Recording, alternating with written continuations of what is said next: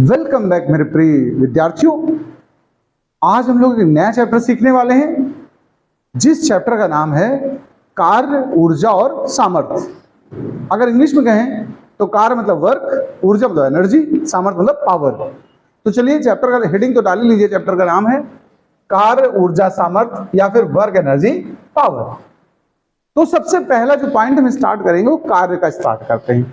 ये चैप्टर का नाम है। अब इसमें सबसे पहली हेडिंग जो डालेंगे आप वो डालेंगे कार्य। कार्य को इंग्लिश में हम अगर बोलें तो हम कहेंगे वर्क। क्या बोलेंगे भाई जी? अब आप सोचो कि कार्य होता क्या है, वर्क किसे कहते हैं? पता होगा तो अच्छी बात है, नहीं तो मैं बता तो रहा ही हूं। देखिए, अगर हम किसी वस्तु पर एक बल लगाएं और उसको विस्थापित कर दें एक स्थान से दूसरे स्थान तक, तो हमारी ऊर्जा कुछ खर्चा हुई कि नहीं हुई? बताओ। अच्छा, वो जो विस्थापित करा हम लोगों ने, उसमें जो हमें एनर्जी इन्वेस्ट करनी पड़ी, ऊर्जा लगानी पड़ी, वो क्या बनेगी? कार्य कहलाएगी। कार्य को अगर हम कहें तो बल और विस्थापन के गुणनफल को कहते हैं कार्य। किसको कहते हैं? तो परिभाषा कुछ इस तरह से बोलेंगे, देखो समझ लो, फिर लिखता हूं मैं। हम कहेंगे यदि किसी वस्तु को बल लगाकर एक स्थान से दूसरे स्थान तक विस्थापित कर दें तो लगाए गए बल तथा विस्थापन के गुणनफल को कार्य कहते हैं। ये सिंपल सी परिभाषा पहली हो गई। लुक, इसको नोट करें, लिखिए। जब किसी वस्तु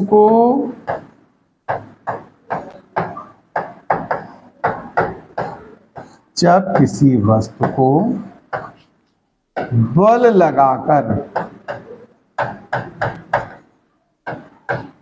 बल लगाकर एक स्थान से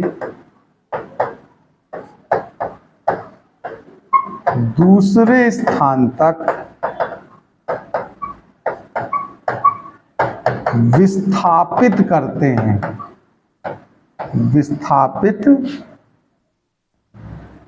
हैं तो बल तथा विस्थापन के गुणनफल को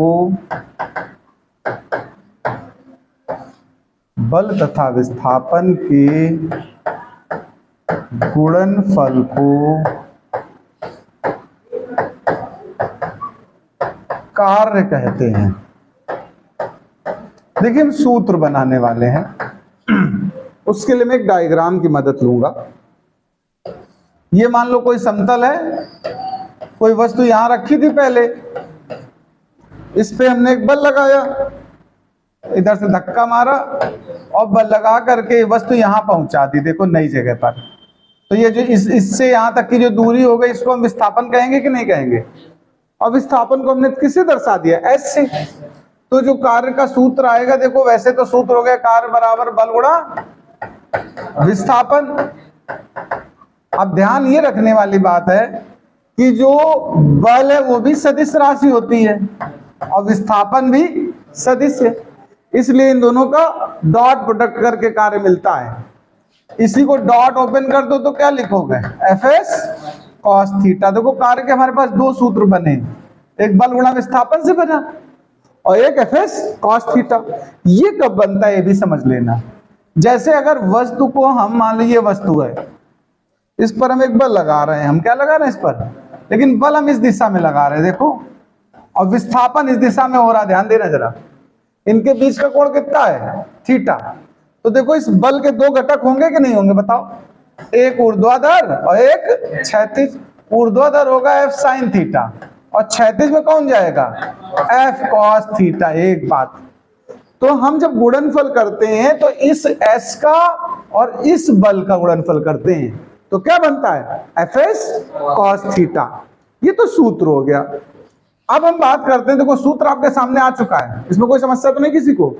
एफ एस हुआ, बल गुणा विस्थापन कह सकते हो आप। तो सबसे पहले इसका मात्रक देख लें। क्या देख लें? जैसे आज मान लो कार्य का मात्रक लिखो, एक तो सूत्र से लिख सकते हो, न्यूटन गुणा मीटर विस्थापन। मीटर में नापते हो कि नहीं नापते हो? तो न्यूटन गुणा मीटर एक, तो यही सीधा सीधा हो गया, इसमें कोई समस्या नहीं होगी आपको। एक और सुनो, एसआई मात्रक। कौन सा मात्रक भैया लोगों? एसआई मात्रक। एसआई मात्रक ध्यान रखिएगा, जूल होता है। क्या होता है? जूल होता है। सुना कि नहीं सुना है? अच्छा, एक और बात सुन लो, एक सीजीएस मात्रक होता है ना, अर्ग। डाइन तो बल के लिए होता है, कार्य के लिए क्या होता है? अर्ग। इनमें रिश्तेदारी होती है। 1 जूल बराबर 10⁻7 अर्ग। ये चीज याद रखना भाई जी। अगर एमकेएस मात्रक कहूं मैं आपसे, क्या कहूं? इसको समझना है अगर तुम्हें, तो पहले बीमा बना लेते हैं, फिर जल्दी समझ लाओगे। तो पहले हम क्या बनाते हैं? बीमा। देखो, बीमा का मतलब हमारा विमी सूत्र से है। किससे? विमी सूत्र। तो देखो, विमा इसकी बनाओ न्यूटन और मीटर से। न्यूटन यानी बल होती है mL/T-2, और मीटर का क्या हो गया? L। तो इसका क्या बना? देखो, mL/T-2। बीमा बन गई कि नहीं बन गई? अब मात्रक यहां से बनेगा, देखो, एमकेएस मात्रक। एम मतलब किलोग्राम, एल मतलब मीटर, और एस टाइम मतलब सेकेंड। इतना नोट कर लो तुम लोग फटाफट। तो मात्रक तो आप सीख गए हो, बीमा सीख गए हो। अब हम ये जानते हैं ये राशि सदिश है कि अदिश है। बता सकते हो तुम लोग? कार्य कैसी राशि होती है? कार्य एक अदिश राशि है। कैसी है? अच्छा, अदिश है क्यों? इसका कारण सुनना। यहां से देखो, जितने में डॉट प्रोडक्ट से निकलती हैं जो राशियां, वो सब कैसी होती हैं? अदिश होती। डॉट का नाम ही क्या होता है? अदिश गुणन। क्या कहते हैं इसको? यानी अदिश गुणन होकर जो आंसर आता है वो कैसा होता है? अदिश होता है। तो कार्य कैसी राशि हो गई? अदिश राशि। अब बात आती कार्य के प्रकार। देखो, तो यहां लिख देना, कार्य 3 प्रकार का होता है। कितने प्रकार का? हाँ, कार्य 3 प्रकार का होता है। चलो अच्छा, अब हम ये 3 प्रकार देखते हैं। नाम पहले बता दे, फिर विस्तार से चर्चा करें। पहला एक होता है धनात्मक कार्य। इंग्लिश में अगर कहें इसको तो कहते हैं पॉजिटिव वर्क। क्या कहते हैं? पॉजिटिव वर्क, धनात्मक कार्य। दूसरा हम लोग कहेंगे ऋणात्मक कार्य। क्या कहेंगे भैया लोगों? ऋणात्मक कार्य।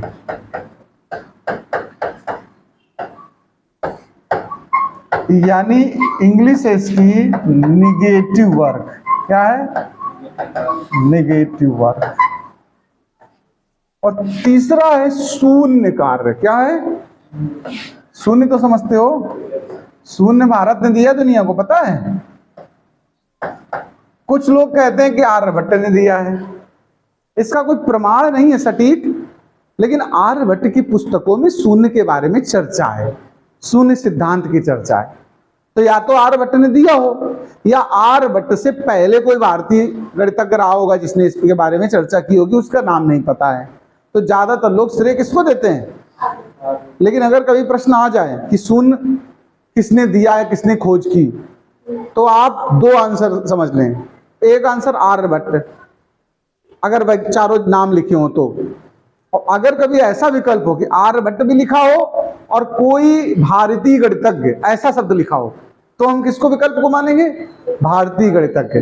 क्योंकि आर्यभट्ट के बारे में प्रमाण नहीं कोई सटीक कि इन्होंने ही खोजा, लेकिन सबसे पुरानी पुस्तकों में आर्यभट्ट की पुस्तक में ही शून्य के बारे में चर्चा मिलती है, दुनिया के किसी पुस्तक में नहीं चर्चा मिलती है। तो लोग मानते कि आर्यभट्ट ने खोजा होगा, लेकिन आर्यभट्ट की पुस्तक में इस तरह से नहीं समझ में आता क्लियर कि इन्होंने खोजा या किसी और की पुस्तक से या बातों से या सीख करके इन्होंने लिखा। बट लिखा किसी भारतीय ने, शुरुआत भारतीय ने की है। तो 2 विकल्पों पे प्रेफरेंस किसको देते हैं हमेशा हम? किसी भारतीय गणितज्ञ को। लेकिन अगर चारों विकल्प में नाम लिखे हो, जैसे आर्यभट्ट, वारा, मिहिर, ब्रह्मगुप्त, ऐसे कुछ नाम लिखा हो, 4 नाम लिखे हो, तो फिर आर्यभट्ट। ठीक है। खैर, बात शून्य कार्य की आ गई, तो इसको इंग्लिश में कहते हैं जीरो वर्क। शून्य दिया जब मेरे भारत ने, तब दुनिया को गिनती आई। समझ गए? तो चलिए अब हम एक एक कार्य की बात करते हैं। सबसे पहला हेडिंग डालो, फर्स्ट, धनात्मक कार्य। धनात्मक कार्य को क्या बोलोगे इंग्लिश में? Positive work. क्या बोलोगे भैया लोगों? Very good, positive work. ये क्या है थोड़ा समझना। अगर कभी भी बल और विस्थापन के बीच का कोण 90 अंश से छोटा हो, कैसा हो? तो कार्य कैसा होगा? धनात्मक होगा। 90 अंश हो तो शून्य होगा, और 90 अंश से ज्यादा हो जाए अगर, या 180 हो जाए तो ऋणात्मक होगा। मेन तो ये बात है। अब इसकी विस्तार से लिखते तो लिखिए, यदि बल तथा विस्थापन के मध्य का कोण 90 अंश से कम है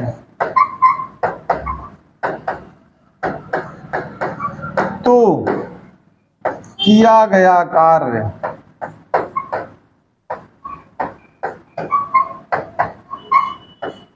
धनात्मक होगा। कैसा होगा बच्चा लोग?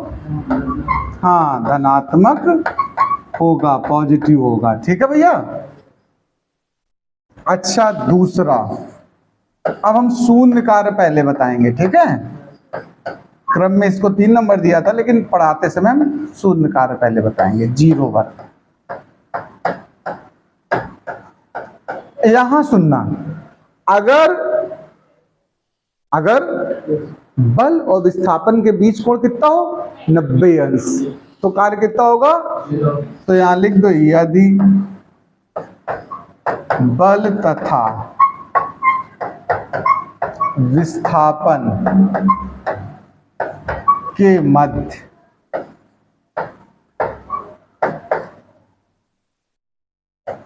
का कोण 90 अंश हो तो किया गया कार्य शून्य होगा। तो किया गया कार्य शून्य होगा। अच्छा, एक बात सुनना, उदाहरण बड़ा महत्वपूर्ण होते हैं। जब तक हम उदाहरण ना लिखें चीज समझ कम आती है। मान लो कोई तुमसे पूछ दे कि कोई उदाहरण बताओ, कहां पर कार्य धनात्मक होगा, कहां पर शून्य होगा, तो चले शून्य का पहले हम बता देते, फिर धनात्मक का उदाहरण बताएंगे। उदाहरण देख लो, ऐसे उदाहरण सुनिए। अगर मान लो एक कोई कुली है, कुली समझते हो ना? कुली मतलब कुली पॉटर, वो जो सामान स्टेशन पे लाद के जाता है, कुली तो समझते हो ना? कुली नंबर 1 अमिताभ बच्चन। अगर कुली सामान लाद करके क्षैतिज दिशा में जा रहा हो, देखो ये विस्थापन की दिशा है, कैसी दिशा है? और सामान लादेगा तो भार mg किधर काम करेगा? नीचे की ओर काम करेगा। बताओ बीच का कोण कितना है? 90 डिग्री है कि नहीं? बताओ।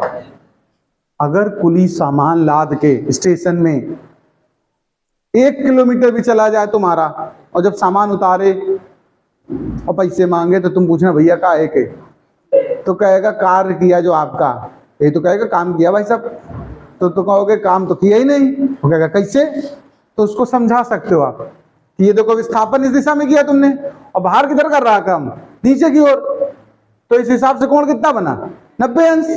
और सूत्र होता है W बराबर FS cos थीटा, होता कि नहीं होता है?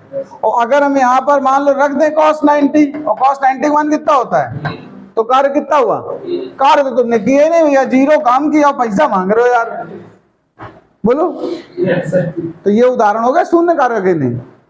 यानी यदि कुली कोई सामान लाद करके क्षैतिज में जाता है तो कार्य कितना हुआ? शून्य। फिर वो तुम्हें कहेगा अच्छा रुको, अब हम 10-20 लोग बुला रहे हैं, फिर बताते कितना कार्य किया है।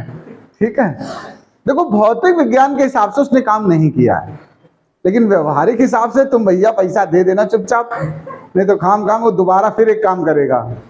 ठीक है, तो ये तो उदाहरण हो गया हमारा किसका? शून्य का। अब धनात्मक की बात कर लेते। जैसे आप अलग से लिख देना इसका उदाहरण, वहां मैं दिखाना थोड़ा भूल गया था। यहां पर हम कहेंगे कि एक बच्चा एक ट्रॉली खींच रहा है रस्सी में बांध करके।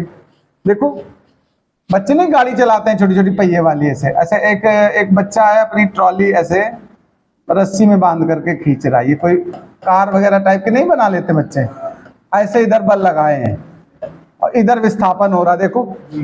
तो ये बीच का कोण देखो 90 अंश से कम है कि नहीं, बताओ। थीटा कितना भी ले लो, 45 ले लो, 30 ले लो, कुछ भी ले लो, इस समय जो काम होगा वो क्या कहलाएगा, धनात्मक कार्य। तो इसका उदाहरण हुआ जब कोई एक बच्चा किसी ट्रॉली को रस्सी में बांधकर खींचता है तो किया गया कार्य धनात्मक कार्य है। लिख लोगे कि नहीं इसका उदाहरण? और इसका उदाहरण क्या लिखोगे कि जब पुलिस सर पर सामान लाद करके क्षैतिज दिशा में जाता है तो उसके द्वारा किया गया कार्य शून्य होता है, क्योंकि विस्थापन और भार के बीच का कोण 90 अंश होता है। ये दोनों बातें लिख लो सबसे पहले, हमने यहाँ लिखी नहीं, अपने आप लिख लो, तुम लोग बोल तो दिए मैंने, नोट कर लो। इसके बाद अब आते, नोट कर लेना बाद में, जगह छोड़ो तो अपनी उतनी उदाहरण भर की। अब हम पढ़ाते हैं वो निगेटिव वर्क, यानी कि ऋणात्मक। तीसरा हमारा कार्य कैसा हुआ, ऋणात्मक कार्य, निगेटिव वर्क।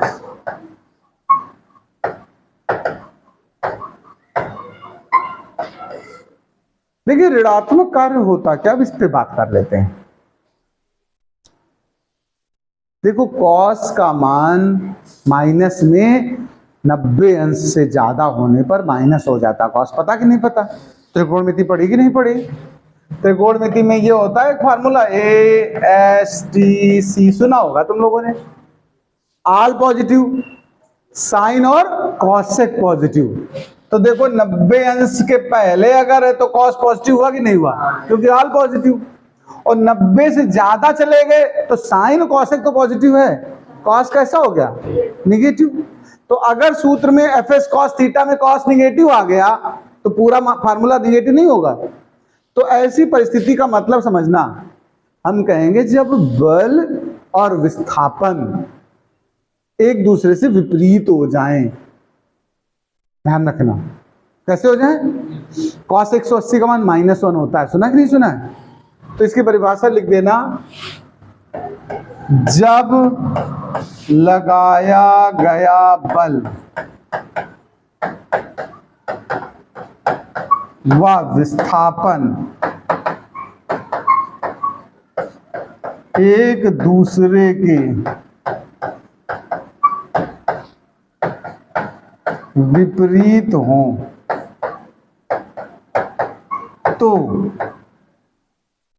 विपरीत होने वाला समझते हो थीटा का मान, हाँ, तो किया गया कार्य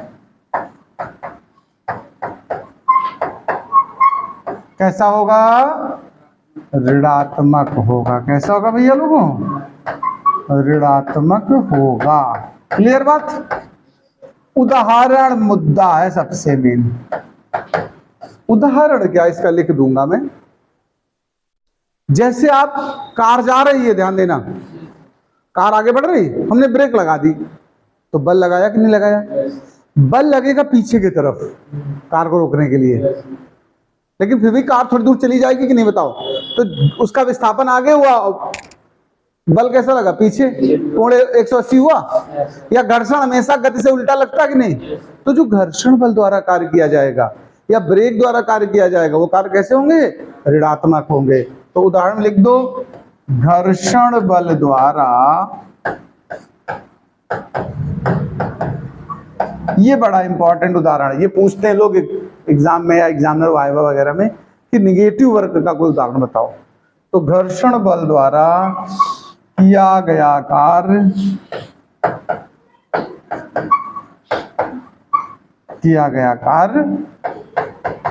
ऋणात्मक होता है।